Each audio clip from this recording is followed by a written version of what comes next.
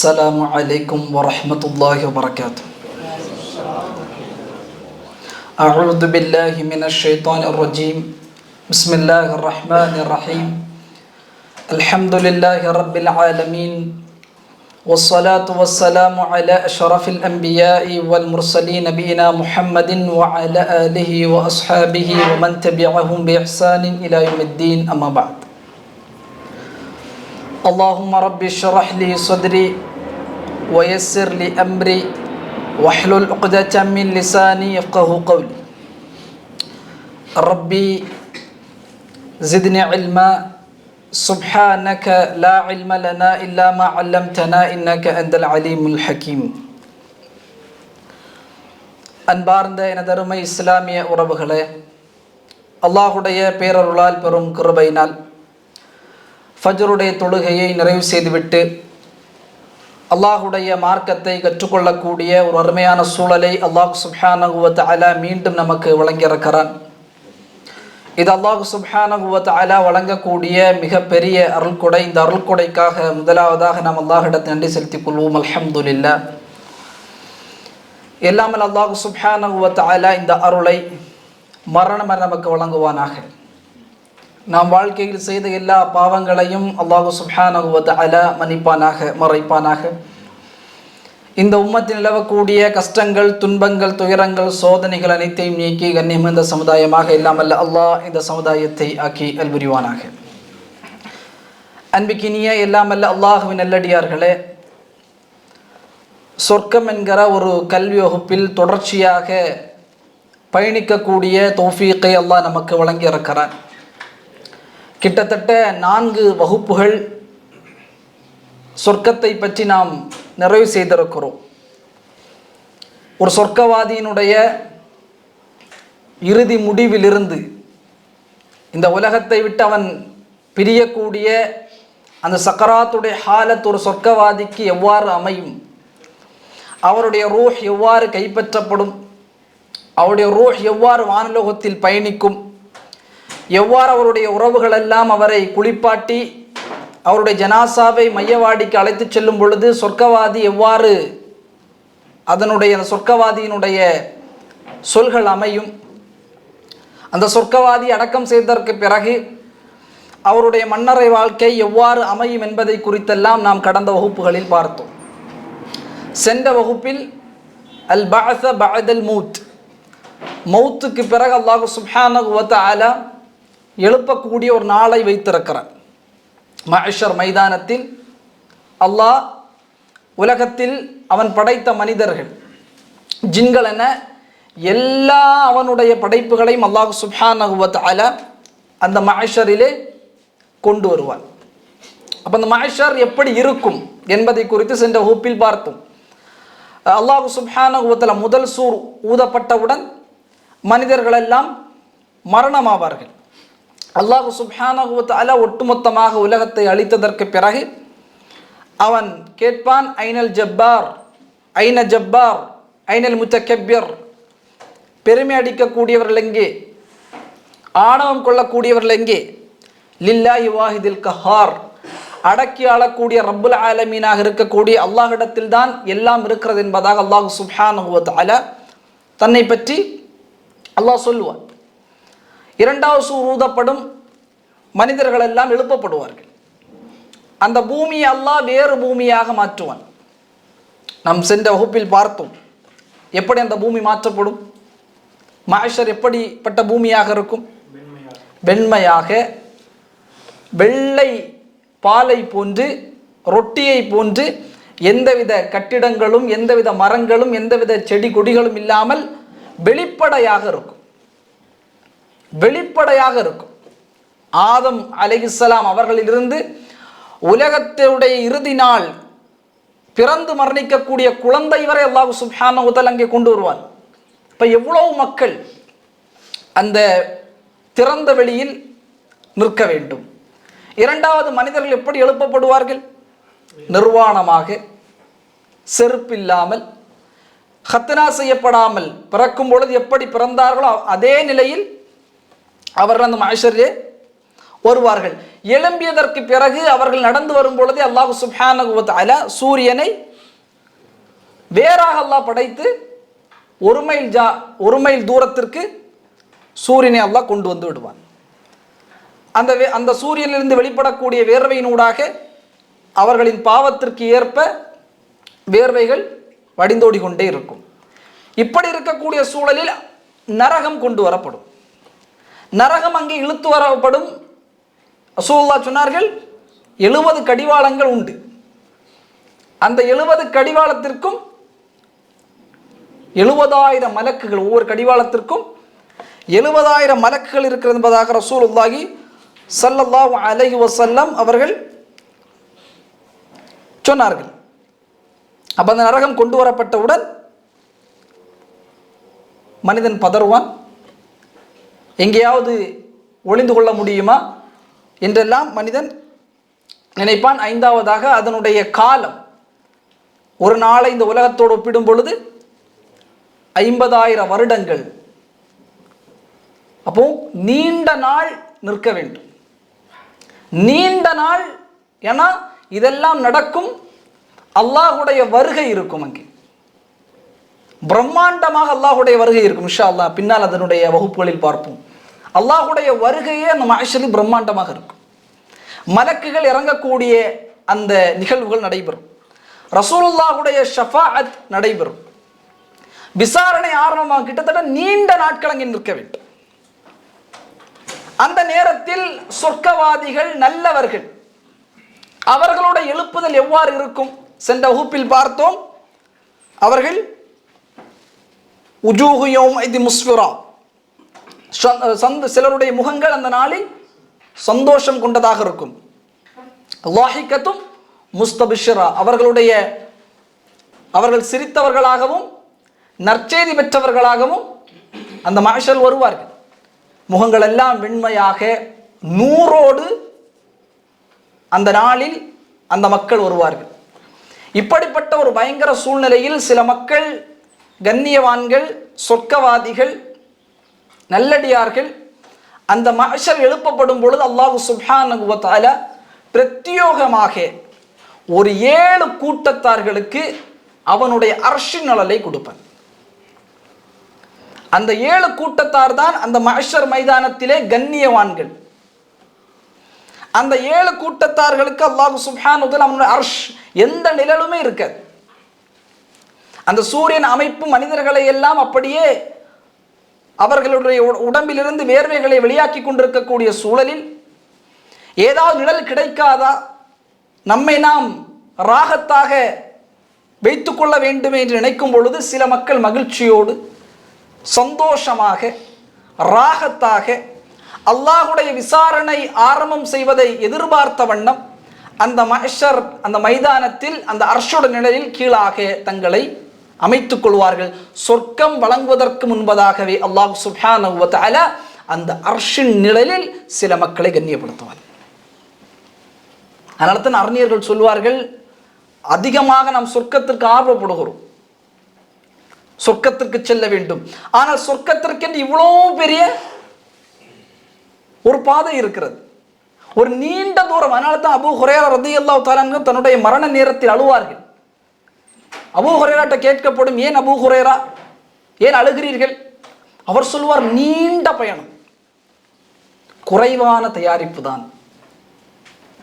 இது சாதாரண மௌத்தாகி உடனே அல்லாஹ் சொர்க்கத்திற்கு சென்று விடுங்கள் என்று சொல்ல மாட்டார். ஒரு நீண்ட பயணத்தை எதிர்நோக்கிய வண்ணம் நாம் இருக்கிறோம், நம்மிடத்தில் குறைவான தயாரிப்பு தான் இருக்கிறது. அந்த மஹ்ஷரில் கண்ணியவான்கள், விஐபி, சிறந்த மக்கள் சந்தோஷமாக அந்த மஹ்ஷரில் இருக்கக்கூடிய 7 கூட்டத்தார்களை ரசூலுல்லாஹி ஸல்லல்லாஹு அலைஹி வஸல்லம் ஒரு ஹதீஸில் அடையாளப்படுத்தினார்கள். அதை நாம் படிக்க வேண்டும்.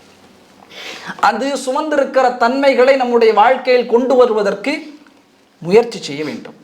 ரசூலுல்லாஹி ஸல்லல்லாஹு அலைஹி வஸல்லம் சொன்னாங்க. இமாம் புகாரி அவர்கள் 1423வது செய்தியாக இந்த செய்தியை பதிவு செய்கிறார்கள். இமாம் முஸ்லிம் அவர்கள் 1031வது செய்தியாக இந்த செய்தியை பதிவு செய்கிறார்கள். ரசூலுல்லாஹி ஸல்லல்லாஹு அலைஹி வஸல்லம் சொன்னார்கள், சபஅத்துன் யுதில்லுஹுமுல்லாஹு ஃபீ தில்லிஹி யௌம லா தில்ல இல்லா தில்லு. அந்த நாளில் எந்த நிழலுமே இருக்காத அந்த நாளில் அல்லாஹ் சுப்ஹானஹு வ தஆலா அவனுடைய அர்ஷ் நிழலை 7 கூட்டத்தார்களுக்கு அல்லாஹ் வழங்குவான். அது அல்லாமல் வேறு எந்த நிழலுமே அந்த மஹ்ஷரிலே இருக்கவே இருக்காது. அதில் முதலாவது மனிதர், முதலாவது கூட்டத்தார், அவர் சுமந்திருக்கக்கூடிய தன்மைதான் ரசூலுல்லாஹி ஸல்லல்லாஹு அலைஹி வஸல்லம் சொன்னார்கள், அல் இமாமு அல் ஆதில், நேர்மையான தலைவர், நேர்மையான நீதியான தலைவர் என்பதாக ரசூலுல்லாஹி ஸல்லல்லாஹு அலைஹி வஸல்லம் முதல் கூட்டத்தாருடைய பண்பாக நமக்கு முன்னால் சொன்னார்.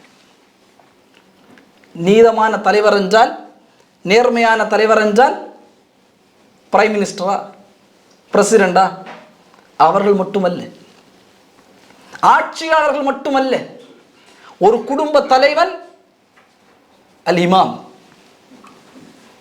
ஒரு பள்ளிவாசலை நிர்வாகம் செய்யக்கூடிய அந்த குழு, அந்த ஜமாஅத், அதில் பயணிக்கக்கூடியவர்கள் அல் இமாம். இந்த உலகத்தில் நாம் பயணிக்கக்கூடிய நம்முடைய வேலை செய்கிறோம், அதில் நமக்கான பொறுப்புகளை கொடுக்குகிறார்கள். அந்த பொறுப்பை நாம் செய்கிறோம் என்று சொன்னால் அந்த பொறுப்பின் மீது நாம் அல் இமாமாக, தலைவராக சாட்டப்பட்டிருக்கிறோம். இந்த உலகத்தில் தலைமைத்துவம், பொறுப்பு என்பது மிக மிக முக்கியமான ஒன்று. அதில் நீதமாக நேர்மையாக நடக்கக்கூடியவர்களுக்கு அல்லாஹ் சுப்ஹானஹு வ தஆலா அர்ஷ் நிழலை கொடுப்பார்.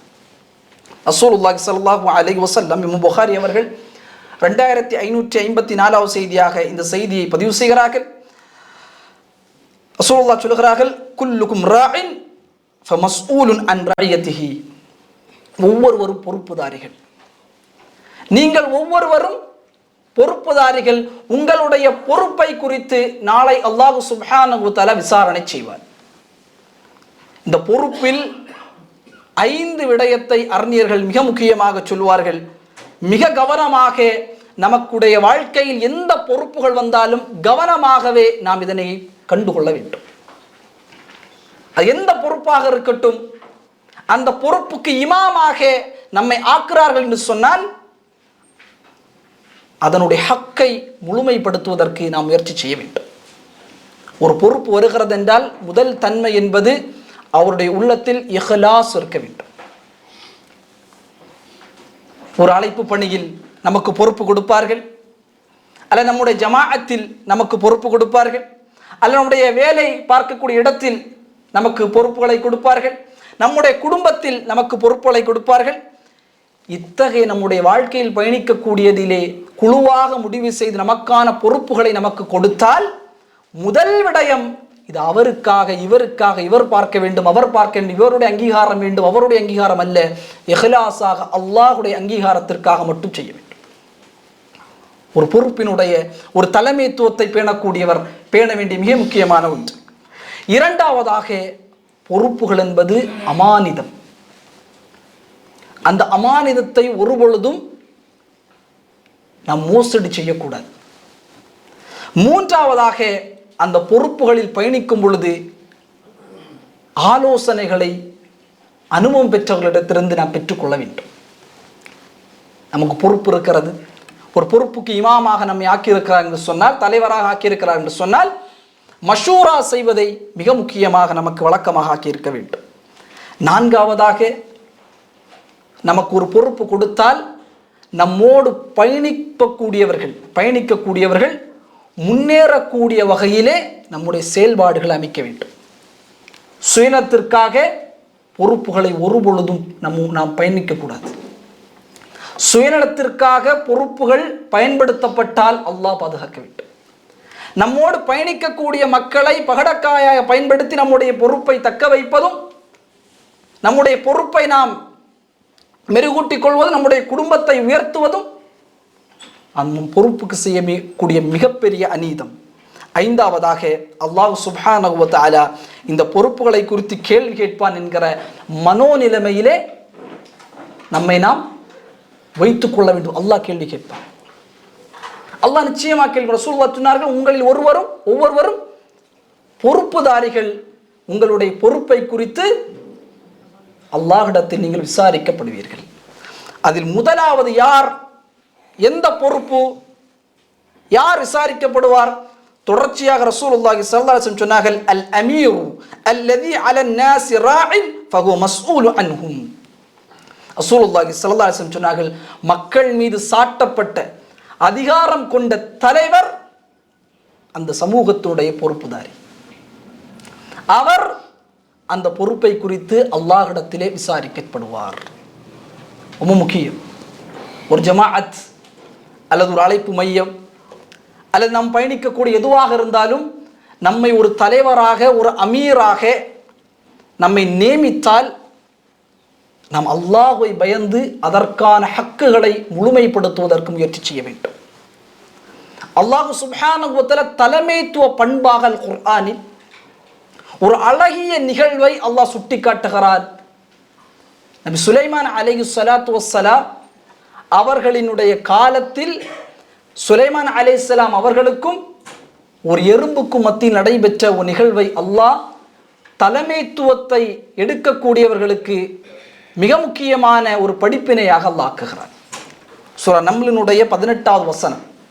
நபி சுலைமான் அலைஹிஸ்ஸலாம் காலை விடியற்காலை தன்னுடைய படையோடு உலகம் முழுக்க சுற்றி வருவார்கள். அந்த நேரத்தில் ஹத்தா இதா அத்தவ் அலா வாதின் நம்ல், ஒரு எறும்பு கடக்கக்கூடிய பள்ளத்தாக்கை நபி சுலைமான் அலைஹிஸ்ஸலாத்து வஸ்ஸலாம் அவர்கள் கடக்க முயற்சி செய்கிறார்கள். அந்த நேரத்தில் அந்த எறும்பு கூட்டம் ஒன்று அந்த பள்ளத்தாக்கை கடக்குகிறது. ஒரு தலைமைத்துவ எறும்பு அமீர், அந்த எறும்பு கூட்டத்தை வழிநடத்தக்கூடிய அமீர் இதனை பார்க்குகிறது. ஒரு கூட்டம் படையோடு பள்ளத்தாக்கை கடக்கும். நம்முடைய சமூகத்தை நாம் எச்சரிக்கவில்லை என்றால் இந்த சமூகம் முழுக்க அழிந்துவிடும் என்று சொல்லி அந்த எறும்பு சொன்ன வார்த்தை அல்லாஹ் அழகான முறையிலே பதிவு செய்வான்.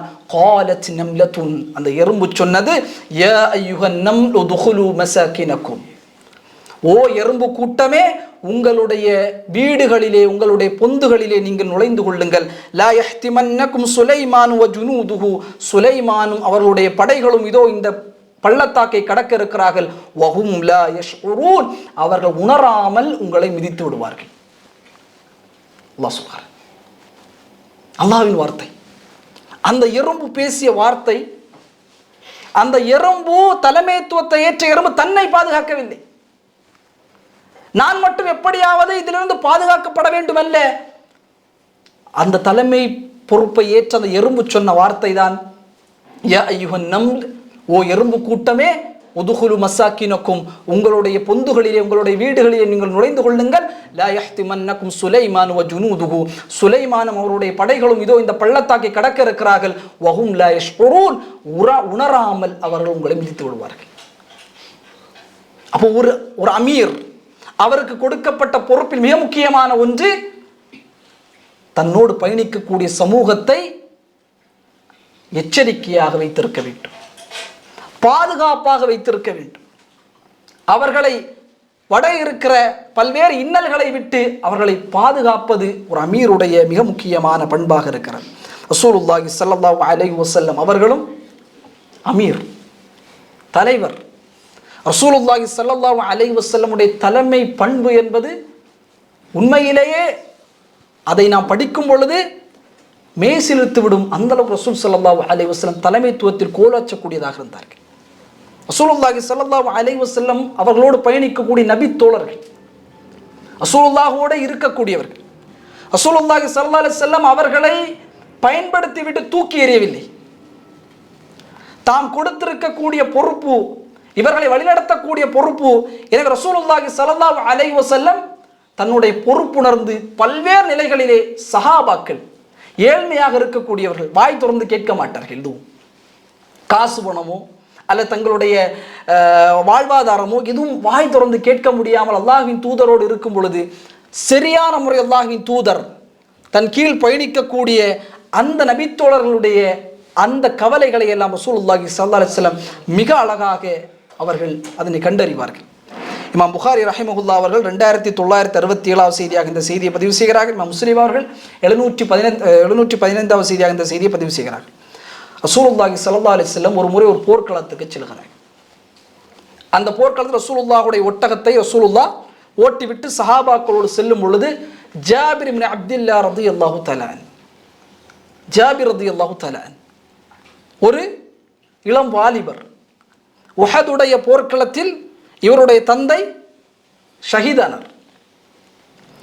ஷஹீதாகுவதோடு மட்டுமல்ல, மரணிப்பதற்கு ஒரு நாளுக்கு முன்பதாக ஜாபிரை அழைத்து அவருடைய தந்தை சொன்னார்கள், என்னுடைய அருமை மகனே, இந்த போர்க்களத்தின் நிலைமை என்னவென்று எனக்கு தெரியாது, ஆனால் எனக்கு கடன் இருக்கிறது, அதனை நீ முழுமைப்படுத்த வேண்டும், அதை தீர்க்க வேண்டும்.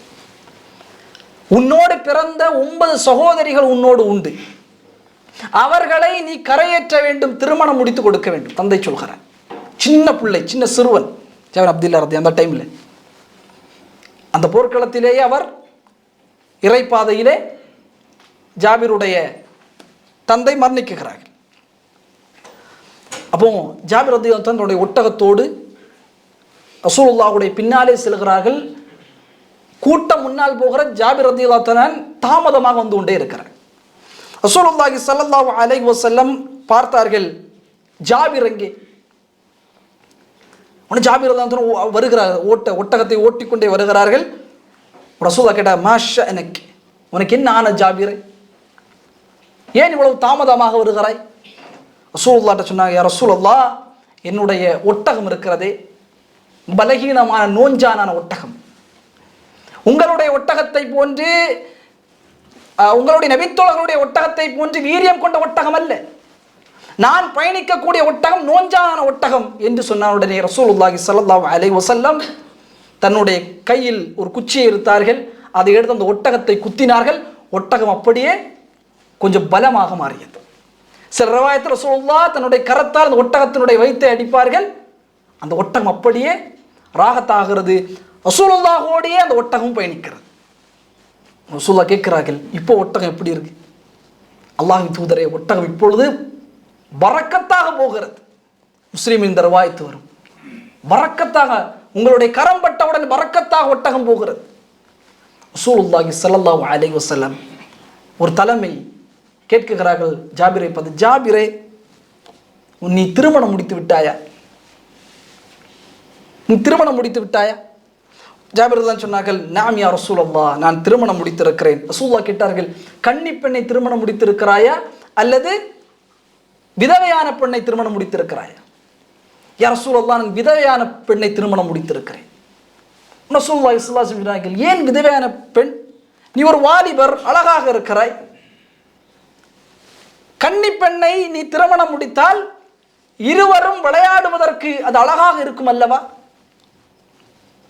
ரசூலுல்லாஹ் சொல்கிறார்கள், நீ ஒரு கன்னி பெண்ணை, உன்னுடைய வயதுக்கு ஒப்பான ஒரு பெண்ணை திருமணம் முடித்தால் இருவரும் சந்தோஷமாக விளையாடுவதற்கு அது அழகாக இருக்கும் அல்லவா? ஜாபிர் தான் சொன்னாங்க, யா ரசூலல்லாஹ், அப்படி அல்ல, எனக்கு 9 சகோதரிகள் இருக்கிறார்கள். அந்த 9 சகோதரிகளுக்கும் எந்த அளவிற்கு இருக்கிறார் என்று சொன்னால், தங்களுடைய முடியை வாரி பின்ன தெரியாதவர்களுக்கு. ஜாபிர் தான் சொல்கிறார், முடியை வாரி பின்ன தெரியாதவர்களுக்கு. எனவே விதவையான பெண்ணை திருமணம் முடிக்கும் பொழுது ஒரு தாயுடைய அன்பு என்பது எங்களுடைய சகோதரிகளுக்கு கிடைக்கும். வாஹுக்கு இப்படிப்பட்ட நபித்தோழர்கள் பாருங்க சகோதரர்கள். என் சகோதரிகள், என்னுடைய சந்தோஷம் அல்ல அங்கே முக்கியம். என்னுடைய பொறுப்பாக 9 சகோதரிகளை என்னுடைய தந்தை விட்டு சென்றிருக்கிறார். என்னுடைய சந்தோஷம் அங்கே முக்கியம் அல்ல. என் சகோதரிகளை அரவணைப்பாக அந்த பெண் பார்த்துக் கொள்வோம் என்ற காரணத்திற்காக நான் திருமணம் முடித்தேன் என்று சொன்ன உடனே ரசூலுல்லாஹி ஸல்லல்லாஹு அலைஹி வஸல்லம் அப்படியே அதை கேட்ட உடனே அப்படியே செல்வார்கள். செல்ல செல்ல அடுத்த ரசூலுல்லாஹ் கேட்பார், ஏன்னா ஜாபிர் தான் ஏழ்மையில் இருக்கிறார்கள், கடனில் இருக்கிறார்கள், 9 சகோதரியை திருமணம் முடித்து கொடுக்க வேண்டும், ஏழ்மையான வாழ்க்கை. ஆனால் வாய் திறந்து யார்கிட்டையுமே யாசகம் கேட்காத ஒரு மனிதர். அல்லாஹ் ஸல்லல்லாஹு அலைஹி வஸல்லம் சொன்னாங்க, ஜாபிரை, ஜாபிரே, உன்னுடைய ஒட்டகத்தை நீ விற்க ஆசை விடுகிறாயா? உன்னுடைய ஒட்டகத்தை விற்கிறாயா? எவ்வளவு ரசூலுல்லாஹ் இப்போ தேவை உணர்கிறார்கள். ஒரு தலைவர், ஒரு அமீர், ஒரு தேவை உணர்கிறார்கள்.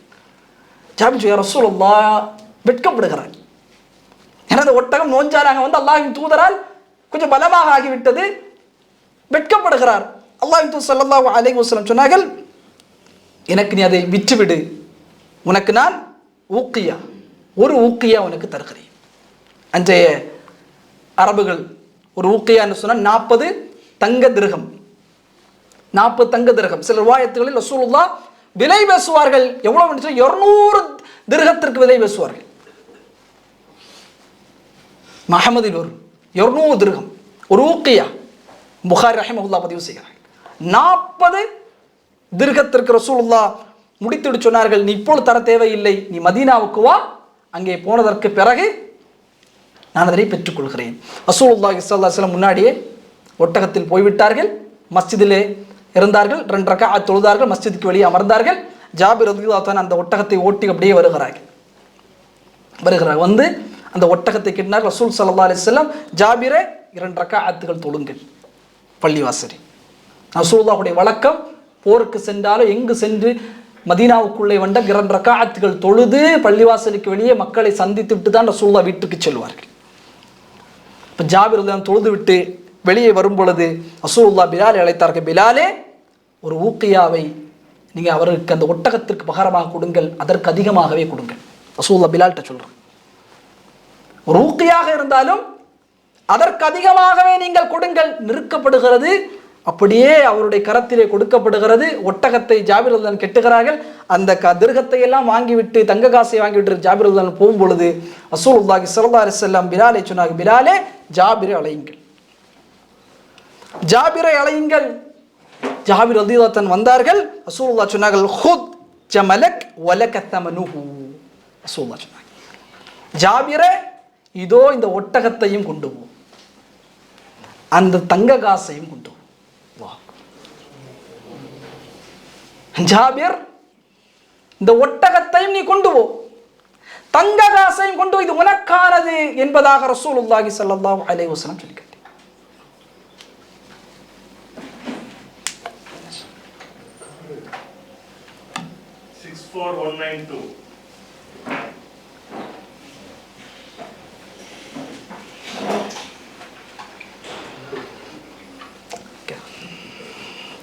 ரசூலுல்லாஹி ஸல்லல்லாஹு அலைஹி வஸல்லம் தன்னோடு பயணிக்கக்கூடிய நபித்தோழர்களை இன்றைக்கு நாம் பார்க்கிறோமா இல்லையா? தலைமைத்துவத்தில் நமக்கு என்ன பலன் கிடைக்கும் இவர்களை வைத்து நாம் எப்படி முன்னேறலாம் என்று பயணிக்கக்கூடிய இல்லாமல் ரஹிம ரப்பி தலைவர்களுக்கு மத்தியில் ரசூலுல்லாஹி ஸல்லல்லாஹு அலைஹி வஸல்லம் நபித்தோழர்கள் தன்னோடு பயணிக்க நிறைய நபித்தோழர் சொல்லலாம். ஜுலைபிப் ரலியல்லாஹு தஆலா அன் ரசூலுல்லாஹோட இருக்க குட்டையான நபித்தோழர்.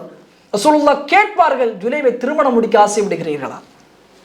ரபீஅ ரலியல்லாஹு தஆலா அன் அவரிடத்தில் ரசூலுல்லாஹ் கேட்பார்கள், லபீத், உங்களுடைய முகம் சரியாக இல்லையே, திருமணம் முடிக்க ஆசைப்படுகிறீர்களா? நீங்கள் சொன்னால் நான் திருமணம் முடித்து வைக்கிறேன் என்பதாக ரசூலுல்லாஹி ஸல்லல்லாஹு அலைஹி வஸல்லம் பிறருடைய தேவைகள், தன் கீழே பயணிக்கக்கூடிய மக்கள் தேவைகளை ரசூல் ஸல்லல்லாஹு அலைஹி வஸல்லம் முழுமைப்படுத்தக்கூடியவர்களாக இருந்தார்கள். மிக முக்கியமான ஒன்று, ஒரு தலைமை, ஒரு அமீருக்கு தன்னுடைய சமூகத்தை குறித்த ஒரு எச்சரிக்கை இருக்க வேண்டும். எச்சரிக்கையாக தன்னுடைய சமூகம் எந்த வகையிலுமே வழிகட்டு விடக்கூடாது என்பதில் மிக முக்கியமான கவனம் செலுத்த வேண்டும். இரண்டாவதாக, தன்னோடு பயணிக்கக்கூடிய மக்களுடைய தேவைகளை பூர்த்தி செய்யக்கூடியவராக அவர் இருக்க வேண்டும். மூன்றாவதாக, உமர் இப்னு கத்தாப் ரலியல்லாஹு தஆலா அன் அமீருக்கு ரசூலுல்லாஹோடு பாடம் பயின்ற, ரசூலுல்லாஹ்விடம் கல்வி எடுத்துக்கொண்ட, நற்பண்புகளை கற்றுக்கொண்ட உமர் இப்னு கத்தாப் ரலியல்லாஹு தன்னுடைய அந்த ஹலீஃபாவுடைய ஆட்சி வரலாற்றை பாருங்கள். இரவு நேரமெல்லாம் உமர் ரலியல்லாஹு தன்னுடைய வேலை உறங்குவதல்ல, இரவு நேரமெல்லாம் அப்படியே பயணிப்பார்கள், வீதி வங்கும் பயணிப்பார்கள் மறைவாக. ஏதாவது குறைகள் இருக்கிறதா மக்களிடத்தில்? இப்போ ஒரு நாள் உமர் ரலியல்லாஹு தன்னுடைய காதுக்கு சில வீடுகளுடைய செய்திகள் வருகிறது, நம்முடைய வீட்டில் உணவில்லையே. ஒரு தாய் சொல்கிறார், உணவே இல்லையே நம்முடைய வீட்டில். மறுநாள் உமர் ரலியல்லாஹு தஆலா அவர்களே கோதுமை மூட்டை பைத்துல் மாலில் இருந்து கோதுமை மூட்டைகளை சுமந்து அந்த தேவையுடைய பெண்ணுடைய வீட்டுக்கு கொண்டு கொடுத்தார்கள். அல்லாஹ், இப்படி பல்வேறு செய்திகளை நாம் சொல்லிக்கொண்டே போகலாம். ஒரு அமீருக்கு மிக முக்கியமாக இருக்க வேண்டிய தன்மை என்பது சமூகத்தை குறித்த கவலை, சமூகம் வழிகடாமல் இருக்க வேண்டுங்கிற ஒரு கவலை அவருக்கு இருக்க வேண்டும். இரண்டாவது, பிறருடைய தன்னோடு பயணிக்கக்கூடிய, தன்னை சார்ந்து இருக்கக்கூடிய மக்களுக்கு உபகாரம் செய்யக்கூடியதாக அவர் இருக்க வேண்டும். இரண்டாவதாக ரசூலுல்லாஹி ஸல்லல்லாஹு அலைஹி வஸல்லம் இந்த ஹதீஸிலே தொடர்ச்சியாக சொன்னார்கள், அர்-ரஜுலு ராஇன் அலா அஹ்லி பைத்திஹி வ ஹுவ மஸ்ஊலுன் அன் ரஇயதி மஸ்ஊலு அன்ஹும். ஒரு குடும்ப ஆண், அவர் அவருடைய குடும்பத்திற்கு பொறுப்பாளர். அந்த பொறுப்பை குறித்து அல்லாஹ் விசாரணை செய்வார். ஒரு குடும்ப தலைவன், ஒரு கணவன் குடும்பத்திற்கான பொறுப்பாளி என்பதாக ரசூலுல்லாஹி ஸல்லல்லாஹு அலைஹி வஸல்லம் சொன்னார்கள். நான் ஏன் சொல்லுகிறேன் என்று சொன்னால், அல் இமாம் ஆதில் என்றால் தலைவர் மட்டுமல்ல, ஒரு குடும்ப தலைவர் அதற்குள்ளே வருவார். நம்முடைய குடும்பத்தை அல்லாஹ்வுடைய தூதர் எவ்வாறு இந்த உலகத்தில் ஒரு வாழ்க்கையை வாழச் சொன்னார்களோ அதே போல நாம் வாழும் பொழுது இன்ஷா அல்லாஹ் அந்த தரத்தில் நாம் வருவோம்.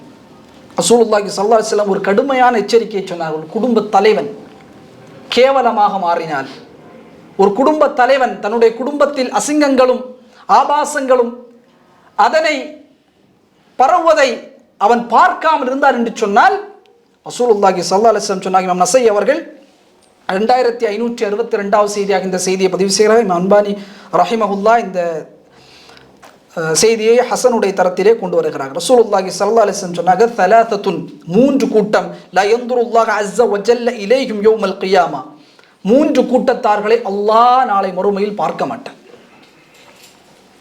மறுமையில் அல்லாஹ்வே அவர்கள் பார்க்கவே மாட்டார்கள். ஏன்னா அல்லாஹ் விசாரணை செய்வதற்கு அல்லாஹ் அழைப்பான். இந்த மக்கள் யார்? ஈமான் கொண்ட மக்கள். ஏன்னா காஃபிர்லாம் பார்க்க முடியாது, காஃபிர் எல்லாம் டைரக்டாக நரகம். ஆனால் இவர்கள் ஈமான் கொண்ட மக்கள், இந்த மக்களை அல்லாஹ் பார்க்க. அதனால தான் மறுமையிலே மிக கடுமையான விஷயம் அல்லாஹுடைய சந்திப்பை விட்டு நாம் தடுக்கப்படுவது. கல்ல இன்னஹும் அர்-ரப்பிஹிம் யௌமஇதில் லமஹ்ஜூபூன். சில மக்கள் அல்லாஹ்வை சந்திப்பதை விட்டு தடுக்கப்படுவார்கள் மறுமை நாளில். அதில் ரசூலுல்லாஹ் சொன்னாங்க, மூன்று பேர். அதில் ஒருவர் தன்னுடைய பெற்றோர்களுக்கு நோவினை செய்யக்கூடியவன்.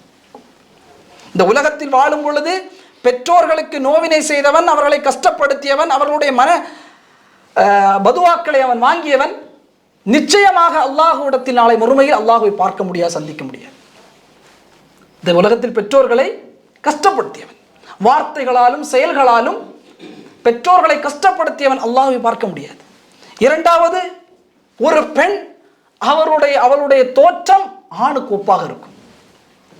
அவளுடைய முடி ஆண் ஒப்பாக இருக்கும், அவளுடைய நடத்தை ஆணுக்கு ஒப்பாக இருக்கும், அவளுடைய உடல் அமைப்புகள் ஆணுக்கு ஒப்பாக மாறுவாள். இவளை அல்லாஹ் சுப்ஹானஹு வ தஆலா பார்க்க மாட்டான். நீங்க பார்க்கிறோமா இல்லையா? ஆண்களை போல முடி வைப்பதும், ஆண்களை போல ஆடை அணிவதும், ஆண்களை போல தங்களுடைய செயல்பாடுகள், தங்களுடைய உடல் அமைப்பை ஆக்கிக் கொள்வது இன்று எத்தனையோ பெண்கள் வருகிறார்கள். அப்ப இத்தகைய ஒரு முஃமினான பெண் இத்தகைய செயல்பாடுகளை செய்வோம் காலமெல்லாம் அல்லாஹ் நாளை மறுமையில் பார்க்க மாட்டான். மூன்றாவது ரசூலுல்லாஹ் சொன்னார்கள், அத்தயூஸ், குடும்ப தலைவன். அவன் யார்? குடும்ப தலைவன். ஏன்? தன்னுடைய குடும்பம் அசிங்கத்திலும் ஹராம்களிலும் திளைக்கும் பொழுது அதை அனுமதித்து பார்த்தும் பார்க்காமல் இருக்கக்கூடியவன். தன்னுடைய குடும்பம் அசிங்கங்களும் ஆபாசங்களும் இருக்கும் பொழுது, அல்லாஹ் தடுத்த விடயத்தை செய்யும் பொழுது, அது ஹிஜாபாக இருக்கலாம் அல்லது எதுவாக வேண்டுமானால் இருக்கலாம், அதையெல்லாம் ஹராமான நிலைகளில் செயல்பாடுகளில் அந்த குடும்பம் இருக்கும் பொழுது அதை அனுமதித்து செல்லக்கூடிய குடும்ப தலைவன் நாளை மறுமையில் அல்லாஹ் பார்க்க மாட்டார். நம் நாசிர் அல்பானி ரஹிமஹுல்லாஹ் சொல்வார்கள், நாளை மறுமை இழிவானவன் இவன். நீங்க சொல்கிறோமா இல்லையா? குடும்ப தலைவன் சொல்கிறான், என்னுடைய மகளுக்கு நான் ஃப்ரெண்ட்லி, அவள் லவ் பண்ணால் பிரச்சனை இல்லை. என்னுடைய மகள் லவ் பண்றாள், அவள் அந்த பையனோடு பேசிக்கொண்டு தான் இருக்கிறாள், அதனால் நான் அதில் அக்செப்ட் செய்வேன். நான் இந்த ஜெனரேஷன் உள்ள ஃபாதர். அல்லாஹு அக்பர். என்னுடைய மனைவி என்னுடைய நண்பர்களோடு பேசுவார். சொல்றாங்க இல்லையா? என்னுடைய நண்பர்கள் எல்லாம் என்னுடைய மனைவியோட எல்லாம் பேசுவார்கள். சகஜம் தான். மனைவியை கொண்டு நண்பர்களிடத்திலே அறிமுகப்படுத்துகிறார், இதான் என்னுடைய மனைவி. அல்லாஹு அக்பர். மகரம் பேணப்படுவது இல்லாமல் இன்றைய சூழ்நிலையில் பார்க்கிறோம். சர்வசாதாரணமாக கணவன் மனைவியை நண்பர்களுக்கு முன்னால் காட்டுகிறான், இதான் என்னுடைய மனைவி, பாருங்கள், பேசுங்கள், நண்பர்களை பகிர்ந்து கொள்ளுங்கள். அல்லாஹ் பாதுகாக்க வேண்டும். அப்துல் ரஸாக் அல் பத்ர் ஹஃபிதஹுல்லாஹ் அவர்கள் பயானில் சொல்வார்கள், அல் புயூத் கௌராத், உங்களுடைய வீடுகள் எல்லாம் அவுரத்துகள். அப்துல் ரஸாக் அல் பத்ர் ஹஃபிதஹுல்லாஹ் சொல்கிறார்கள், உங்களுடைய அல் புயூத்து அவுரத்துகள் உங்களுடைய வீடுகளில் இருக்கக்கூடிய அனைத்தையும் நீங்கள் வெளிப்படுத்தாதீர்கள். உங்கள் கணவன் மனைவிக்கு மத்தியிலோட நேசமாக இருக்கட்டும், உங்களுடைய கணவனுக்கு மத்தியில் இருக்கக்கூடிய செயல்பாடுகளாக இருக்கட்டும், எதுவாக இருந்தாலும் அதனை நீங்கள் வெளிப்படுத்தாதீர்கள். நீங்களே உங்களுடைய வீட்டை இடிப்பதற்கு ஆசைப்படுவீர்களா? நாம் கேட்கிறேன். இன்னைக்கு vlogs அப்படிதானே? குடும்பத்தில் என்ன நடக்கிறதோ ஒட்டுமொத்தமாக உலகத்துக்கு காட்ட வேண்டும். யார்? முஸ்லிம் பேர் தாங்க. எதுவெல்லாம் மறைக்கப்பட வேண்டுமோ அதுவெல்லாம் வெளிப்படுத்தப்படுகிறது. ரசூலுல்லாஹி ஸல்லல்லாஹு அலைஹி வஸல்லம் சொன்னார்கள், the youth வெளிப்படுத்துவார். அதனூடாக ஈட்டக்கூடிய பணம் எல்லாம் ஹராம். தன்னுடைய மனைவியை உலகத்திற்கு காட்டுவதும் தன்னுடைய தாயை உலகத்துக்கு காட்டுவதும் ஹராம். அல்லாஹ் அக்பர். அப்துல் ரஸாக் அல் பத்ர் ஹஃபிதஹுல்லாஹ் சொன்னார்கள், அல்லாஹ் கொடுத்த அமானிதத்தில் மிக பெரும் துரோகத்தை இவன் இழைக்குகிறான். நம்முடைய மனைவி அமானிதம், நம்முடைய பிள்ளைகள் அமானிதம். இந்த அமானிதத்தை மிக பெரும் அளவிற்கு துரோகம் இழைக்கிறான் என்பதாக ஷேக் அப்துல் ரஸாக் அல் பத்ர் ஹஃபிதஹுல்லாஹ் அவர்கள் சொன்னாங்க. எனவே ஒரு குடும்ப தலைவன் தம்முடைய குடும்பத்தில் மிக கவனமாக இருக்க வேண்டும். ஹலாலும் குர்ஆன் சுன்னாவும் அவர்களிட மத்தியிலே உலா வருவதற்கான முயற்சிகளை அவர் எடுக்க வேண்டும். ரொம்ப முக்கியம். மூன்றாவதாக ரசூலுல்லாஹி ஸல்லல்லாஹு அலைஹி வஸல்லம் இந்த ஹதீஸில் தொடர்ச்சியாக சொன்னார்கள், அல் மர்அத்து ராஇயத்துன் அலா பைத்தி பஅலிஹா வ வலதிஹி வ ஹிய மஸ்ஊலத்துன் அன்ஹு. ஒரு பெண் தன்னுடைய வீட்டிற்கும் தன்னுடைய கணவனின் வீட்டிற்கும் தன்னுடைய பிள்ளைக்கும் பொறுப்புதாரி. அதை குறித்து அல்லாஹ் விசாரணை செய்வான். அல்லாஹ் அதை குறித்து கேள்வி கேட்பான். ஒரு பெண்ணுக்கு அல்லாஹ்வின் மார்க்கம் கொடுக்கக்கூடிய மிக முக்கியமான பொறுப்பு, முதல் விடயம் தன்னுடைய கணவனின் குடும்பம், அதை பாதுகாப்பாக வைக்க வேண்டும். இரண்டாவது அவனுடைய குழந்தைகள், அந்த விடயத்தில் மிக பாதுகாப்பாக இருக்க வேண்டும். ஒரு குடும்பத்தை அழகான முறையில் கொண்டு போவதற்கான மிக முக்கியமான அடித்தளம் என்பது பெண்கள்.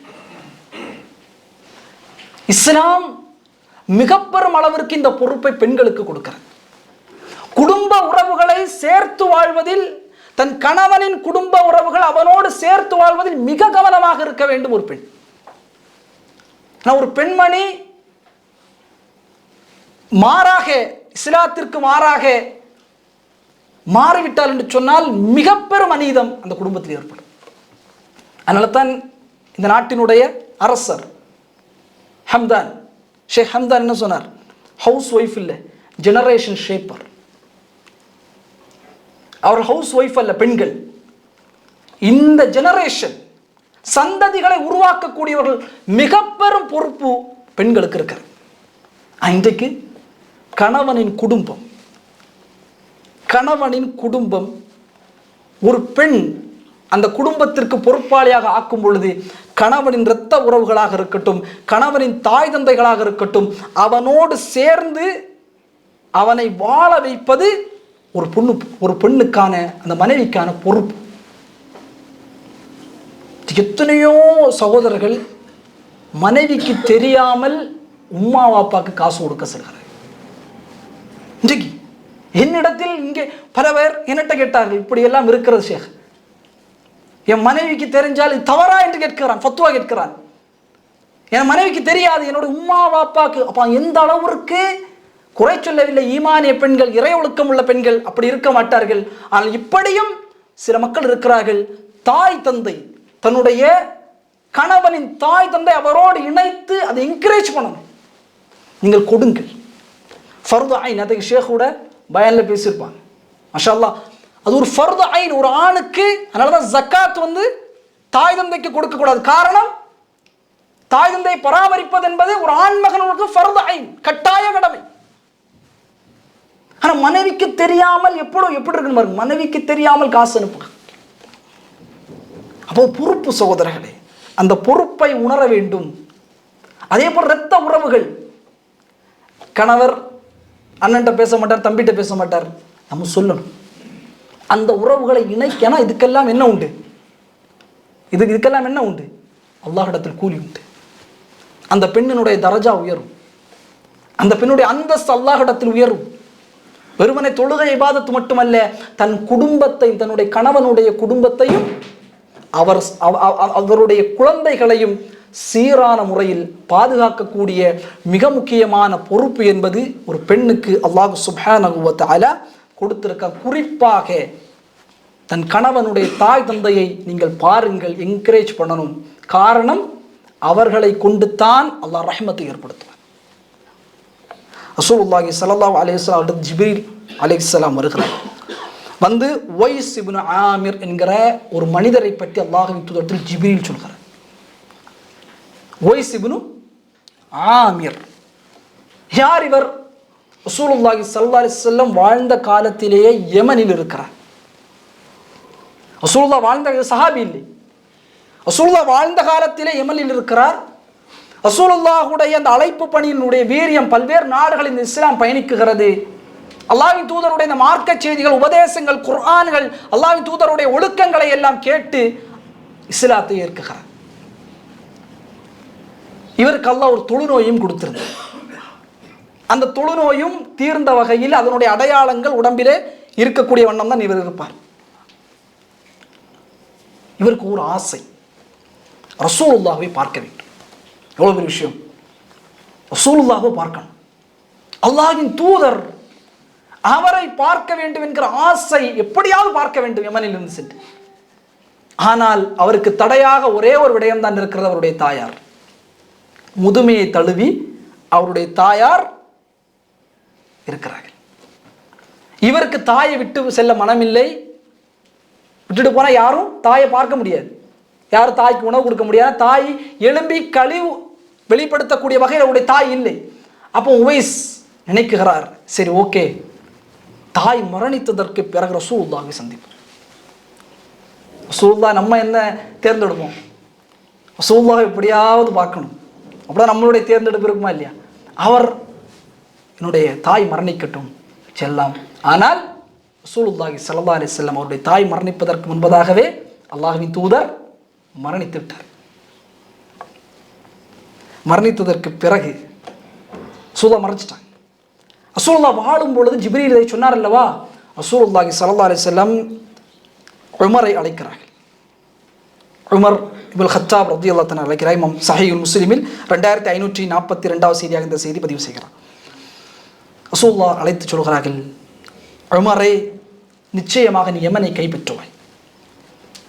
நீ யமனுக்குள்ளே செல்லும் பொழுது ஒரு மனிதர் அங்கே இருப்பார், உவைஸ் இப்னு ஆமிர் என்ற மனிதர். அவரை நீ பார்த்தால் அவரிடத்தில் சில அடையாளங்கள் இருக்கும், அவரிடத்தில் தொழுநோய் ஒட்டி இருக்கும். அந்த தொழுநோய் தீர்ந்த வகையிலே சில அடையாளங்கள் உள்ளத்தில் சுமந்திருப்பார் உடலில். அவரை பார்த்தால் உன் பாவத்திற்காக அல்லாஹ்விடத்தில் மன்னிப்பேன்.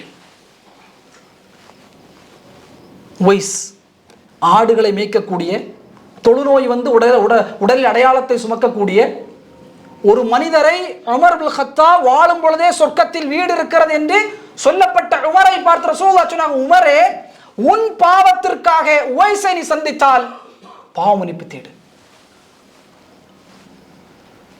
உமர் ரலியல்லாஹு தஆலா ரசூலுல்லாஹ்வுடைய வார்த்தை மரணம் வரை உமர் மறக்கவில்லை. ஒவ்வொரு ரசூலுல்லாஹ் மரணத்திற்கு பிறகு ஒவ்வொரு ஹஜ்ஜிலும் அழைப்பிடுவார். யமனில் வரக்கூடிய மக்களை பார்த்து கேட்பார், உங்களிடத்தில் உவைஸ் இருக்கிறாரா? உவைஸ் என்கிற மனிதர் உங்களிடத்தில் உண்டா? அதே ரசூலுல்லாஹ்வுடைய வார்த்தை உண்மையாகிறது. யமனை நோக்கி, யமனை வெற்றி கொண்டு உள்ளே செல்கிறார். சென்ற உடனே, உள்ளே நுழைந்த உடனே ரசூலுல்லாஹ்வுடைய வார்த்தை ஞாபகம் வருகிறது, ஐன உவைஸ், உவைஸ் எங்கே இருக்கிறார்? உவைஸ் கொண்டு வரப்பட்டார். சொல்லப்பட்டது, அந்த உவைஸ், நீங்களா உவைஸ் இப்னு ஆமிர்? நஅம். மின் முராதின், இந்த முராத் கோத்திரத்தை சார்ந்தவரா? மின் கர்னின், கர்ன் கோத்திரத்தை சார்ந்தவரா? நஅம். வ கான பிக பரசுன், உங்களுக்கு ஒரு தொழுநோய் இருந்து அந்த தொழுநோயை அல்லாஹ் சுப்ஹானஹு வ தஆலா எடுத்து விட்டானே, அதனுடைய அடையாளம் உங்களுடைய உடலில் இருக்கிறதே. காட்டினார், ஆம், இந்த அடையாளம். சொன்ன விட்டு உமர் இப்னுல் கத்தாப் ரலியல்லாஹு தஆலா அன், எல்லா நபித்தோழரும் இருக்கக்கூடிய அந்த சூழலில் உமர் ரலியல்லாஹு தஆலா அன் அவர்களை பார்த்து சொன்னார்கள், இஸ்தக்ஃபிர்லி, இஸ்தக்ஃபிர்லி யா உவைஸ், எனக்காக அல்லாஹ்விடத்திலே பாவ மன்னிப்பை நீ தேடுவாயாக. நபித்தோழர்களுக்கு புரியவில்லை. சாதாரண மனிதர், ஆடை அழகாக இல்லை, முகம் அழகாக இல்லை, எந்த விதமான வெளித்தோற்றம் அழகாக இல்லை. ஆனால் உமர் இப்னு கத்தாப் கலீஃபா, மிகப்பெரிய அந்தஸ்துக்கு சொந்தக்காரர். ஒட்டுமொத்த அரபு தீபகற்பமும் உமர் என்று சொன்னால் மிகப்பெரும் அளவிற்கு ஒரு எழுச்சி வரக்கூடிய வகையில் இருந்த அந்த சூழலிலே இஸ்தக்ஃபிர்லி, எனக்காக உவைஸே அல்லாஹ்விடத்தில் பாவமன்னிப்பு கேள். உவைஸ் கரத்தை உயர்த்தி உமருக்காக பாவமன்னிப்பு தேடினார். உமர் கேட்டார்கள், ஐன துரீது, எங்கே போக நீங்கள் விரும்புகிறீர்கள்? அவர் சொன்னால், கூஃபாவுக்கு போக நான் விரும்புகிறேன். உடனே சொன்னார்கள், நான் ஏதாவது கடிதம் எழுதி, கூஃபா என்னுடைய ஆட்சி தான் நடைபெற்று கொண்டிருக்கிறது, உங்களுக்கு ஏதாவது அந்த கம்ஃபர்ட், அந்த வீடுகள் வாசல்கள் என்று ஏதாவது உங்களுக்கு நான் எழுதி தருகிறேன். இல்லை, வேண்டாம், நான் இப்படியே மக்களோடு மக்களாக இருப்பதான் ஆசைப்படும் என்பதாக உவைஸ் கூஃபாவை நோக்கி பயணப்படுகிறார். ரசூலுல்லாஹி ஸல்லல்லாஹு அலைஹி வஸல்லம் அவருடைய வார்த்தையை உமர் மறக்கவில்லை. 3 அல்லது 4 ஹதீஸ் தான் இவரை தொட்டு வரும். உமர் மீண்டும் ஹஜ்ஜுக்கு கூஃபாவிலிருந்து வரக்கூடிய மக்களை எல்லாம் பார்த்து கேட்பார்கள், உவைஸ் இருக்கிறாரா, உவைஸ் இருக்கிறாரா? கேட்கப்படும். உவைஸில் வரவில்லை.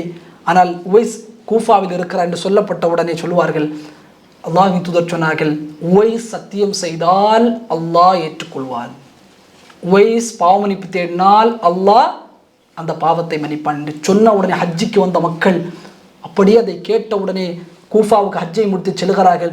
உவைஸை பார்க்கிறார்கள். உவைஸே, எங்களுக்காக அல்லாஹ்விடத்திலே பாவமன்னிப்பு தேடுங்கள். உவைஸ் பயன்படுத்திய வார்த்தையை பாருங்கள். சுப்ஹான் அல்லாஹ். உவைஸ் சொன்னார், அந்த அஹ்தது அஹ்த பிஸஃபரின் சாலிஹின், நீங்கள் தான் எனக்கு துஆ செய்யணும். நீங்கள் மக்கா என்கிற ஒரு புனித பூமி ஹஜ்ஜை முடித்து வந்துவிட்டு சாதாரண ஆடு மேய்க்கக்கூடிய என்னிடத்தில் துஆ செய்ய சொல்கிறீர்களே, ஏன்? உடனே கேட்டாங்க உவைஸ், லகீத் உமர், உமரை பார்த்தீர்களா? ஆம், உமரை பார்த்தோம் என்று சொன்ன உடனே உவைஸ் இப்னு ஆமிர் அவர் அல்லாஹ்விடத்தில் பாவமன்னிப்பு தேடினார்கள். ஒட்டுமொத்த அறிஞர்களும், ஜும்ஹூருல் உலமா, ஒட்டுமொத்த அறிஞர்களும் இந்த அந்தஸ்து உவைஸ் இப்னு ஆமிருக்கு கொடுக்கப்பட்டது அனைத்துமே தன்னுடைய தாய்க்கு பணிவிடை செய்த காரணத்தால் தான். தன்னுடைய தாய் இருக்கிறார்களே, அந்த தாய்க்கு பணிவிடை செய்த காரணத்தால் மட்டும்தான் உவைஸ் இப்னு ஆமிருக்கு அல்லாஹ் இந்த அந்தஸ்தை கொடுத்தான் என்பதாக ஜும்ஹூருல் உலமா அறிஞர்கள் நமக்கு சொல்லி காட்டுவார்கள். இப்போ சாதாரண விஷயம் அல்ல. தாய்க்கு தந்தைக்கு பணிவிடை செய்வது, தாய் தந்தையை பராமரிப்பது இந்த அருள் நிஅமா. அதனால தான் அறிஞர்கள் சொல்வார்கள், யாராவது உங்களில் தாய் தந்தை ஒருவர் நல்லா உபசரிக்கிறார் என்று சொன்னால் அவரிடத்தில் சென்று துஆ செய்ய சொல்லுங்க எங்களுக்காக. அதுபோல நாம் தாய் தந்தையை பராமரித்து இருந்தால், நாம் கரத்தை உயர்த்தினால் அல்லாஹ் ஏற்றுக்கொள்வான் பிரார்த்தனைகள். ஒரு விஷயம் சகோதரர்கள், இப்ப பெற்றோர்கள், அதனால ஒரு பெண்ணுக்கு தான் அது கடமை. ஒரு பெண் அதற்கான ஒரு முயற்சிகளை அவர் எடுக்க வேண்டும். தன்னுடைய கணவன் குடும்பத்தோடு சேர்த்து வைக்கக்கூடிய நிலைகளை ஒரு பெண் எடுக்க வேண்டும் என்பதாக ரசூலுல்லாஹி ஸல்லல்லாஹு அலைஹி வஸல்லம் ஒரு பெண் குடும்பத்திற்கு, கணவன் குடும்பத்திற்கும் பிள்ளைகளுக்கும் பொறுப்பு என்பதாக ரசூலுல்லாஹி ஸல்லல்லாஹு அலைஹி வஸல்லம் சொன்னார்கள். 4வதாக வல அப்து ராஇன் அலா மாலின் சய்யிதிஹி வஹு மஸ்ஊலு அன்ஹு, ஒரு அடிமை எஜமானனுடைய பொருள்களுக்கு பொறுப்புதாரி. நாம் யாரிடத்தில் வேலை பார்த்தாலும் சரி, நாம் அவருக்கு கீழ் இருக்கிறோம், அவருடைய உடைமைகளும் காசுகளும் நமக்கான பொறுப்பு. அதை அவருக்கு தெரியாமல் எடுக்கலாம். அவர் பார்க்கையா போகிறார், இவர் பார்க்கையா போகிறார் என்று நினைத்தால் உலகத்திலேயே அல்லாஹ் நாசத்தை ஏற்படுத்துவார். அல்லாஹ்விடத்தில் அதற்கான பதிலை நாம் நிச்சயமாக சொல்ல வேண்டும். ரசூலுல்லாஹி ஸல்லல்லாஹு அலைஹி வஸல்லம் உடைய மருமகன் அபுல் ஆஸ் இப்னு ரபீ, ரசூலுல்லாஹுடைய மருமகன், அவருடைய தாயாருடைய பேர் அபுல் ஆஸ் இப்னு ரபீ, ரசூலுல்லாஹுடைய மருமகன், ஸைனப் ரலியல்லாஹு தஆலாவுடைய கணவர். அவருடைய தாயார் ஹாலா பின்த் ஹுவைலித், ஹதீஜா ரலியல்லாஹு தஆலாவுடைய சகோதரி. ஹதீஜா ரலியல்லாஹு தஆலா அபுல் ஆஸை தான் தன்னுடைய மகள் ஸைனபுக்கு திருமணம் முடித்து கொடுத்தார்கள். ருக்கையா உம்மு குல்சுமுக்கு அபூ ஜஹலுடைய பிள்ளைகளை மக்காவில் இருக்கும் பொழுது திருமணம் முடித்து கொடுத்தார்கள். ரசூலுல்லாஹுடைய அழைப்பு பணி வருகிறது. அந்தி ரஷீரத்தக்கல் அக்ரபீன், நிறைய குடும்பத்தார்களுக்கு சேர்க்கை சென்றுங்கள். ரசூலுல்லாஹுக்கு அந்த அழைப்பு வந்தவுடனே ரசூலுல்லாஹ் அழைப்பு பணி செய்கிறார்கள். ரசூலுல்லாஹ் எல்லா செய்யும் பொழுது அபூ லஹப் திட்டுகிறான். தப்பத் யதா அபி லஹபி வ தப், அல்லாஹ் வசனத்தை இறக்குகிறான். வசனத்தை எல்லாம் மக்கள் ஓதுகிறார்கள், சஹாபாக்கள். அபூ லஹபுக்கு கோபம். அழைத்தான் 2 பிள்ளைகளையும். 2 பேரும் ருக்கையாவையும் உம்மு குல்சூமையும் விவாகரத்து செய்ய வேண்டும், முஹம்மதுடைய வீட்டுக்கு அனுப்புங்கள். இருவரும் ஒரே நாளில் விவாகரத்து செய்தார்கள். ருக்கையாவும் உம்மு குல்சூமும் ரசூலுல்லாஹுடைய வீட்டுக்கு வந்து அமர்கிறார்கள். அபுல் ஆஸ் பின் ரபீஆ அழைக்கிறார். அபுல் ஆஸே, முஹம்மது நம்முடைய கொள்கைக்கு எதிராக நிற்கிறார். ஒரு பிள்ளையை உங்களுக்கு திருமணம் முடித்து தந்திருக்கிறார், ஜைனபை விவாகரத்து செய்யுங்கள். அவர் சொன்னார், இல்லை, நான் விவாகரத்து செய்ய மாட்டேன். ஜைனபை விட ஒரு சிறந்த பெண் எனக்கு அப்படியே வரலாறு. இப்னு அப்பாஸ் சொல்வார்கள், அபுல் ஆஸுடைய வரலாற்றில் ஜைனபை விட ஒரு சிறந்த பெண்ணினுடைய வாழ்க்கையில் கிடையாது, எனவே நான் அப்படி செய்ய மாட்டேன். ரசூலுல்லாஹி ஸல்லல்லாஹு அலைஹி வஸல்லம் ரொம்ப சந்தோஷம். அபுல் ஆஸ், ஏன்னா இவரை ஏன் சொல்கிறேன், இவர் ஒரு நீதமானவர், நேர்மையானவர், வாக்குறுதியை முழுமைப்படுத்தக்கூடியவர். ஹிஜ்ரத்துடைய நிலை வருகிறது. ரசூலுல்லாஹ்ட்ட உம்மு குல்சூம், ருக்கையா, ஃபாத்திமா மூவரையும் ரசூலுல்லாஹ் அழைத்து ஹிஜ்ரத்திற்காக அனுப்பி வைக்கிறார்கள். ஜைனப் வருகிறார். ரசூலுல்லாஹ் சொன்னார்கள், ஜைனப் கேட்கிறார், அல்லாஹ்வின் தூதரே, என்னுடைய தந்தையை உங்களுடைய கணவரோடு நீங்கள் இருந்து கொள்ளுங்கள். ஏன்னா வசனம் அதுவரை இறங்கவில்லை, நீங்கள் முஷ்ரிக்குகளை திருமணம் முடிக்கக்கூட அவரோடு வாழக்கூடாது என்பது அந்த நேரத்தில் வசனமாக இறக்கப்படவில்லை. ரசூலுல்லாஹ் அனுமதித்தார்கள். ஜைனபும் அபுல் ஆஸ் பின் ரபீஆ 2 பேரும், அபுல் ஆஸ் காஃபிராக இருக்கிறார், வாழ்ந்து கொண்டிருக்கிறார். பத்ருடைய போர்க்களம், ஹிஜ்ரி 2 போர்க்களம் வெற்றி பெறுகிறார்கள். யார்? முஸ்லிம் படை. அந்த படையில் வலுக்கட்டாயமாக அபுல் ஆஸ் பின் ரபீஆ ரலியல்லாஹு தஆலா அவர்கள் பங்கு கொண்டு கைதியாக பிடிக்கப்படுகிறார். கைதியாக பிடிக்கப்படுகிற இமாம் அபூ தாவூத் அவர்கள் 2692 செய்தியாக இந்த செய்தியை பதிவு செய்கிறார். நாஸ்ருல் அல்பானி ரஹிமஹுல்லாஹ் இந்த செய்தியை ஹசனுடைய தரத்திலே கொண்டு வருகிறார். அப்போ ரசூலுல்லாஹ் மஷூரா எல்லாம் செய்கிறார்கள். சிறைவாசிகளை எல்லாம், சிறை பிடித்தவர்களை எல்லாம் விடுதலை செய்ய வேண்டும். சிறை பிடித்தவர்கள் விடுதலை செய்யும். என்ன செய்யலாம்? ஃபிதா என்பதாக சொல்வார்கள். தெண்ட காசு, காசு காசு கொடுத்து அவர்களை விடுங்கள், அல்லது யாராவது இல்மு படித்திருப்பார்கள், அந்த இல்மை கற்றுக் கொடுக்கக்கூடிய காரணத்தால் அவர்களை விடுதலை செய்யுங்கள். மக்காவுக்கு இந்த செய்தி போகிறது. ஆயிஷா ரலியல்லாஹு தஆலா சொல்கிறார்கள், அந்த நாளில் மக்காவிலிருந்து மக்கள் எல்லாம் காசுகளை பத்ரை நோக்கி அனுப்பும் பொழுது ஜைனப் ரலியல்லாஹு தஆலாவுக்கு செய்தி வருகிறது, என்னுடைய கணவர் அபுல் ஆஸ் என்னுடைய தந்தையுடைய அந்த போர்க்களத்தில் பத்ரில் சிறைபிடிக்கப்பட்டிருக்கிறார், எதுவும் இல்லை, கணவனை மீட்க வேண்டும். தன்னுடைய கழுத்தில் போடப்பட்டிருந்த அவருடைய தாயார் ஹதீஜா ரலியல்லாஹு தஆலா அவருடைய மாலை உண்டு, கழுத்தாணி ஒரு மாலை, அந்த மாலையை கலற்றி கொடுக்கிறார்கள். என்னுடைய தந்தை இடத்தில் தான் நீங்கள் கொடுக்க வேண்டும், வேற யார்கிட்டையும் நீங்கள் கொடுக்கக்கூடாது, தந்தை இடத்தில் கொடுக்க வேண்டும். பத்ரை நோக்கி அந்த மனிதர் வருகிறார். பத்ரில் சந்தோஷம், ஏன்னா பத்ர் வெற்றி, முதல் போர்க்களம், மாஷாஅல்லாஹ் வெற்றி. அல்லாஹ்வுடைய உதவியை கண்ணுக்கு முன்னால் பார்த்து சஹாபாக்கள் சந்தோஷத்தில் இருக்கும்போது ரசூலுல்லாஹி ஸல்லல்லாஹு அலைஹி வஸல்லம் கரத்தில் அப்படியே கொண்டு அந்த கழுத்தாணியை கொடுக்கிறார்கள். ரசூலுல்லாஹ் அப்படியே கரத்தில் வாங்கியவுடன் சந்தோஷமாக இருந்த அந்த மைதானத்தில் ஒரு அழுகை குரல் வருகிறது. அல்லாஹ்வின் தூதர் பார்த்து சொன்னார்கள், இந்த மாலை என்னுடைய மனைவி ஹதீஜா ரலியல்லாஹு தஆலாவுடைய மாலை, என்னுடைய மனைவி ஹதீஜாவுடைய கழுத்தை அழகு பார்த்த மாலை.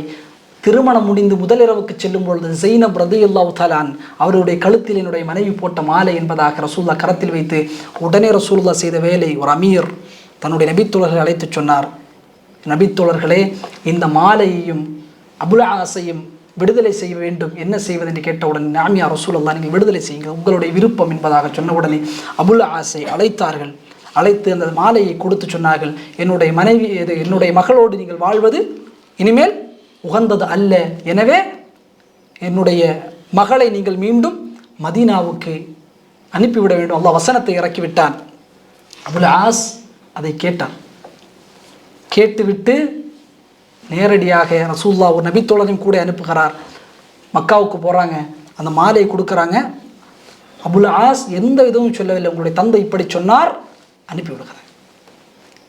அபுல் ஆஸ் எந்த கோபம் இல்லை. அதனால தான் அபுல் ஆஸுடைய வரலாறு மாஷா அல்லாஹ் ஒரு வாக்குறுதி.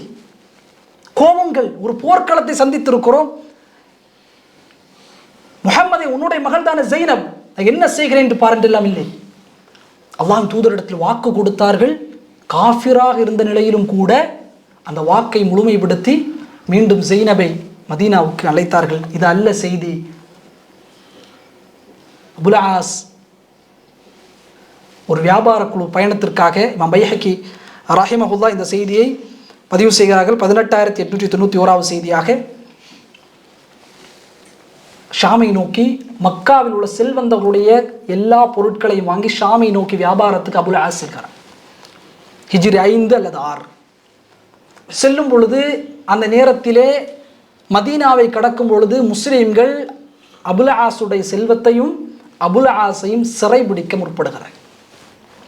அபுல் ஆஸ் அதில் தப்பித்து ஓடி மதீனாவுக்குள்ளே சென்று ஜெய்னபுடைய வீடு எங்கே இருக்கிறது என்று கேட்டு ஜெய்னப் ரலியல்லாஹு தஆலா அவங்களுடைய வீட்டுக்கு சென்று அடைக்கலம் புரிகிறார்கள். எனக்கு நீங்கள் பொறுப்பாக இருக்க வேண்டும், என்னை நம்பி ஒரு கூட்டம் பொருளாதாரத்தை தந்திருக்கிறது, நான் அவரிடத்தில் கொண்டு கொடுக்க வேண்டும்.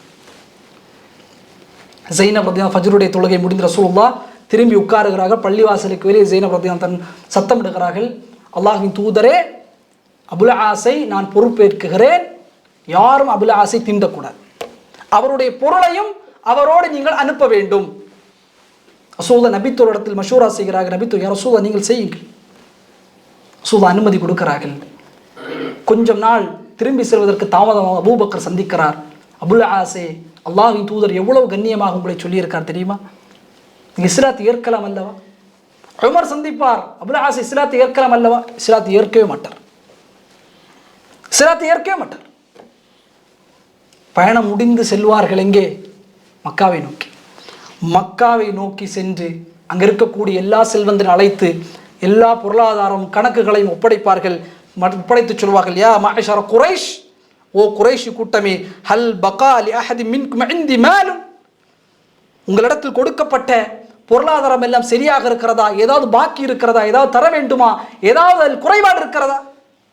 லா, எல்லாம் சொன்னாங்க. லா, ஜஸாக்கல்லாஹ், அல்லாஹ் உங்களுக்கு கூலி தரட்டும், நாங்கள் உங்களை பெற்றிருக்கிறோம் கண்ணியவானாக, நீங்கள் ஒருபொழுதும் மாறு செய்ய மாட்டீர்கள் என்று சொன்ன உடனே அவர்கள் சொல்லுவார்கள், வல்லாஹி, அல்லாஹ்வின் சத்தியமாக நான் மதீனாவில் இஸ்லாத்தை ஏற்றிருப்பேன்,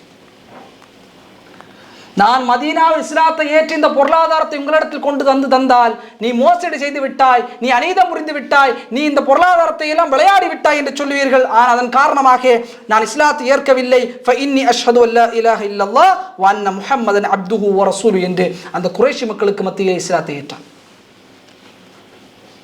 தனக்கு பொறுப்பில் கொடுக்கப்பட்ட அந்த பொருளாதாரம், அந்த பொருட்கள், இதில் எந்த விதமான மாறுபாடுகளையும் அவர்களும் நினைக்கக்கூடாது என்று அபுல் ஆஸ் மிக பெரும் நேர்மையாளராக இருந்தார். மதீனாவுக்கு வந்தார். ரசூலுல்லாஹி ஸல்லல்லாஹு அலைஹி வஸல்லம் அவருடைய கரத்தை பிடித்து இஸ்லாத்தை ஏற்றார். ஹிஜ்ரி 7 இணைந்ததுதான் தாமதம். ஒரு மாதம் ஜெய்னப் ரலியல்லாஹு மரணித்து விடுகிறார். ரசூலுல்லாஹ் அந்த மதீனாவுக்குள்ள அபுல் ஆஸ் வந்தவுடன் ரசூலுல்லாஹ் திருமணம் முடித்து வைத்தார்கள். முடிந்த ஒரு மாதம் வரலாற்று ஆசை பதிவு செய்வார்கள்.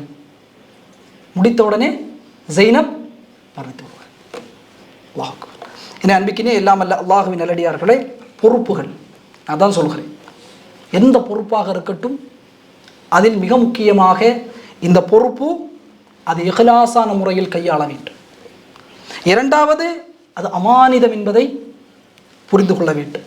மூணாவது, அனுபவமிக்கவரிடத்திலிருந்து மஷூராக்களை, ஆலோசனைகளை எடுத்துக்கொள்ள வேண்டும். நாலாவது, நம்மை சுற்றி இருக்கக்கூடிய, நாம் பொறுப்பில் இருந்தாலும் நம்முடைய சுயநலம் அல்ல அந்த பொறுப்புக்கு, நம்மை சுற்றி இருக்கக்கூடியவர்களும் இந்த பொறுப்பினூடாக பயனடைய வேண்டும் என்கிற மனோநிலைமை. ஐந்தாவது, அல்லாஹ் கேள்வி கேட்பான் என்கிற மனோநிலைமை. 7 கூட்டத்தார்கள் ரசூலுல்லாஹி ஸல்லல்லாஹு அலைஹி வஸல்லம் சொன்ன அல் இமாமு அல் ஆதில், நேர்மையான தலைவர். நேர்மையான தலைவருக்கு அல்லாஹ் சுப்ஹானஹு வ தஆலா அர்ஷின் நிழலை கொடுப்பான். ரசூலுல்லாஹி ஸல்லல்லாஹு அலைஹி வஸல்லம் சொன்னார்கள், ஒரு அமீர், ஒரு தலைவர் சமூகத்திற்கான பொறுப்பாளி, ஒரு குடும்ப தலைவன் குடும்பத்திற்கான பொறுப்பாளி, ஒரு குடும்ப தலைவி தன்னுடைய கணவனுடைய குடும்பத்திற்கும் அவருடைய குழந்தைகளுக்கான பொறுப்பாளி. 4வது ஒரு எஜமானுடைய பொருட்களுக்கு அடிமை பொறுப்பாளி. இதை குறித்தெல்லாம் நீங்கள் அல்லாஹ்வை பயந்து கொள்ளுங்கள். நிச்சயமாக அல்லாஹ் சுப்ஹானஹு வ தஆலா இதை குறித்து உங்களிடத்தில் கேள்வி கேட்பான். இல்லாமல் அல்லாஹ் சுப்ஹானஹு வ தஆலா பொறுப்புகளை அவன் விரும்பக்கூடிய வகையில் முழுமைப்படுத்தக்கூடிய நன்மக்களாக நாம் அனைவரையும் ஆக்கியல் புரிவானாக. இல்லாமல் அல்லாஹ் சுப்ஹானஹு வ தஆலா இல்மை பல்லுள்ள இல்மாக நாம் ஆக்கியல் புரிவானாக. இன்ஷா அல்லாஹ் அடுத்த அமர்வில் அல்லாஹ் நாடினால் அந்த 6 இன்னும் 6 பாக்கி இருக்கு. அந்த 6ஐயும் இன்ஷா அல்லாஹ் எடுத்துட்டு அதற்கு பிறகு அல்லாஹுடைய வருகை இவ்வளோ பிரம்மாண்டமாக அல்லாஹ் வருவான் மஹ்ஷரில். அதற்கு பிறகு நபியுடைய ஷஃபாஅத், அந்த ஷஃபாஅத்திற்கு பிறகு கூட்டங்கள் பிரிக்கப்படும். சாபிகூன் அஸ்ஸாபிகூன், அஸ்ஹாபுல் யமீன், அஸ்ஹாபுஷ் ஷிமால். அதில் சொர்க்கவாதிகள் எவ்வாறு அவருடைய ஏடுகள் கொடுக்கப்படும், எவ்வாறு அவருடைய மீசானுடைய தராஸ் அமைக்கப்படும், எவ்வாறு அந்த சொர்க்கவாதிகள் உடைய விசாரணை அமையும், அல்லாஹ் சுப்ஹானஹு வ தஆலா சிராத்துடைய பாலத்தை நரகத்தின் மீது போடுவான், எவ்வாறு அவர்கள் கடப்பார்கள், சிராத்தை கடந்ததற்கு பிறகு அல்லாஹ் சொர்க்கவாதிகளுக்கு சிலருக்கு அல்லாஹ் பிரத்யேகமாக ஷஃபாஅத் செய்யக்கூடிய ஒரு அந்தஸ்தை கொடுப்பான். அதற்கு பிறகு சொர்க்க வாசலுக்கு அவர்கள் கொண்டு வரப்படுவார்கள். சொர்க்கத்தினுடைய வாசல்கள் என்ன, யார் வந்தால் சொர்க்கம் தரும் என்பதை இந்த கல்வி வகுப்பின் தொடர்ச்சியாக இன்ஷா அல்லாஹ் நான் பார்க்க. எனவே இந்த கல்வி வகுப்பை தவறாமல் முடிந்த அளவிற்கு இதனை பங்கு கொள்வதற்கு முயற்சி செய்யுங்கள். உங்களுக்கு அறிந்த மக்களையும் இதனோடு இணைங்கள். எல்லாமல் அல்லாஹ் சுப்ஹானஹு வ தஆலா அத்தகைய அருளை நாம் அனைவருக்கும் தருவானாக. எல்லாமல் அல்லாஹ் சுப்ஹானஹு வ தஆலா சொர்க்கத்தின் வாரிசுதாரர்களாக நாம் அனைவரையும் ஆக்கியல் புரிவானாக. எல்லாமல் அல்லாஹ் சுப்ஹானஹு வ தஆலா இந்த இல்மை பலனுள்ள இல்மாக நாம் அனைவரையும் ஆக்கியல் புரிவானாக. எல்லாமல் அல்லாஹ் சுப்ஹானஹு வ தஆலா வாழக்கூடிய காலம் அவனுடைய திருப்தி பெற்ற நன்மக்களாக எல்லாமல் அல்லாஹ் நாம் அனைவரையும் ஆக்கியல் புரிவானாக. நம்முடைய உள்ளத்தை இஸ்லாத்தின்பால் எல்லாமல் அல்லாஹ் சுப்ஹானஹு வ தஆலா உறுதிப்படுத்துவானாக. எல்லாமல் அல்லாஹ் சுப்ஹானஹு வ தஆலா நம்முடைய பெற்றோருடைய பாவத்தை மன்னிப்பானாக. நம்முடைய உற்றார் உறவை செய்த பாவத்தை மன்னிப்பானாக. உலக வாழ் முஸ்லீம்கள் அனைவரும் செய்த பாவத்தை மன்னிப்பானாக. எல்லாமல் அல்லாஹ் சுப்ஹானஹு வ தஆலா மரணித்த ஆண் பெண் முஸ்லீம்கள் அனைவருடைய பாவத்தையும் எல்லாமல் அல்லாஹ் மன்னித்து அல்புரிவானாக. வாஹிர் தஅவானா அல்ஹம்துலில்லாஹி ரப்பில் ஆலமீன். வஸ்ஸலாமு அலைக்கும் வரஹ்மத்துல்லாஹி வபரகாத்துஹு.